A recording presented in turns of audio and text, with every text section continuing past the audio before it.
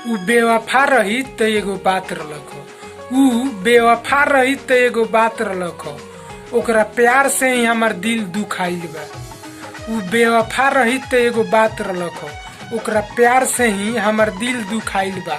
हर 2 दिन पर आके कहतिया, हर 2 दिन पर आके कहतिया रिचार्ज करा दो, मोबाइल में फिर से पैसा उड़ाइल बा।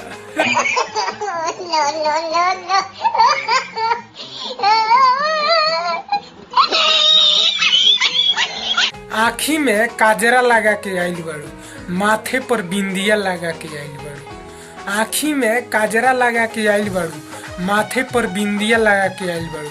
माँ कसम कमाल लागतारू, लागता कि 4 महीना पर आज फिर नहा के आइल बाड़ू।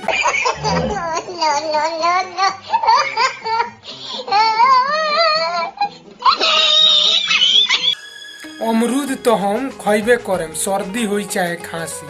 अमरूद तो हम खइबे करेम, सर्दी होई चाहे खांसी। प्यार तो हम तोहरे से करम, जेल होई चाहे फांसी।